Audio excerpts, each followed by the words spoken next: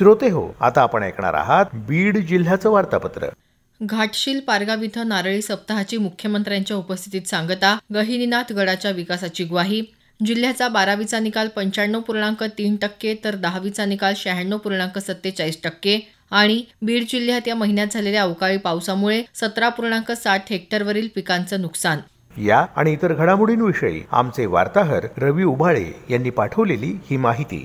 बीड जिल्ह्यातल्या घाटशील पारगाव इथं नारळी सप्ताह सांगता समारोहात मुख्यमंत्री देवेंद्र फडणवीस सहभागी झाले होते। समुद्रात वाहून जाणारं 53 टीएमसी पाणी गोदावरीच्या खोऱ्यात आणण्याची योजना प्रगतीपथावर असून या वर्षाअखेर किंवा पुढच्या वर्षाच्या प्रारंभी हे काम सुरू होईल, अशी ग्वाही त्यांनी यावेळी दिली। कृष्णा कोयनेच्या पुराचं पाणी मराठवाड्यात आणण्याच्या योजनेलाही मंजुरी दिली असून पुढच्या महिन्यात त्याची निविदा काढली जाईल, असं त्यांनी सांगितलं।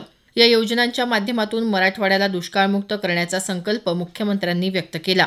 गहिनीनाथ गडाच्या विकासाचा मुद्दा मंत्री पंकजा मुंडे यांनी मांडला, त्याला मुख्यमंत्र्यांनी सकारात्मक प्रतिसाद देत गडासह गडावर येणाऱ्या भाविकांच्या विकासाची ग्वाही दिली।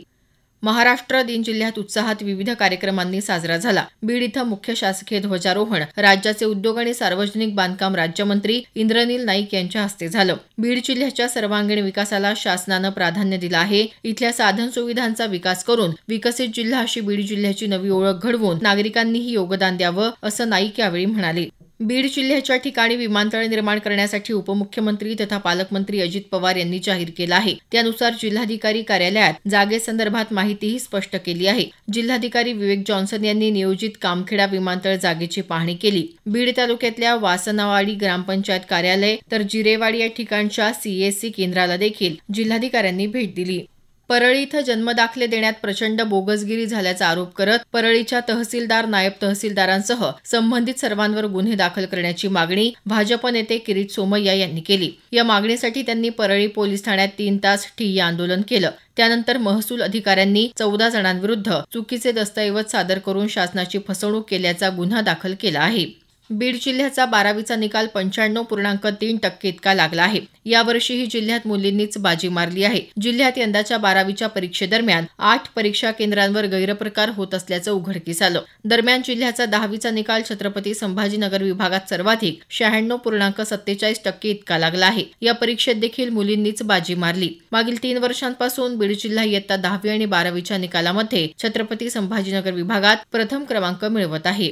ऑपरेशन सिंदूर राबवणाऱ्या वीर जवानांच्या कार्याबद्दल कृतज्ञता व्यक्त करण्यासाठी आणि त्यांच्या शौर्याला मानवंदना देण्यासाठी अंबाजोगाई शहरात तिरंगा रॅली काढण्यात आली। शहरातल्या मंडी बाजार येथून सुरू झालेली ही रॅली छत्रपती शिवाजी महाराज चौक, सदर बाजार मार्गे भगवान बाबा चौक आणि अखेरीस डॉक्टर बाबासाहेब आंबेडकर चौक इथं समारोपाच्या सोहळ्यात रूपांतरित झाली।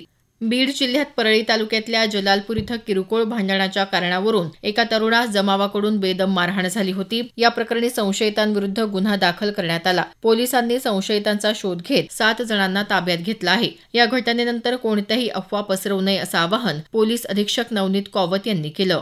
जायकवाडी टप्पा 2 माजलगाव धरणासाठी उजव्या कालव्याचं नूतनीकरण करण्यासाठी 520 कोटी रुपयांचा निधी मंजूर झाला आहे। यामुळे माजलगाव धरणात पूर्ण क्षमतेनं पाणी उपलब्ध होणार असल्याची माहिती आमदार प्रकाश सोळंके यांनी दिली। यामुळे पाणी वहन क्षमता 900 घनफूट प्रतिसेकंद वेगावरून 2200 घनफूट प्रतिसेकंद इतकी झाली आहे। माजलगावच्या मराठवाडा साहित्य परिषद शाखेच्या वतीनं 16वं शिवार साहित्य संमेलन माजलगाव इथल्या दक्षिणमुखी हनुमान मंदिराच्या निसर्गरम्य परिसरात पार पडलं। डॉक्टर दीपक क्षीरसागर यांच्या हस्ते या संमेलनाचं उद्घाटन झालं। कवी संमेलन, कथाकथन असे कार्यक्रम या संमेलनात पार पडले। जिल्ह्यातल्या ग्रामपंचायत क्षेत्रांमध्ये सुरक्षा, पारदर्शकता आणि सामाजिक शिस्तीला चालना देण्यासाठी ई-दृष्टी प्रकल्प प्रभावीपणे राबवण्यात येत आहे। या प्रकल्पाच्या माध्यमातून गावातील महत्त्वाच्या ठिकाणी उच्च दर्जाचे नाईट व्हिजन सुविधा असलेले सीसीटीव्ही कॅमेरे बसवण्यात येणार असल्याची माहिती जिल्हाधिकारी विवेक जॉन्सन यांनी दिली।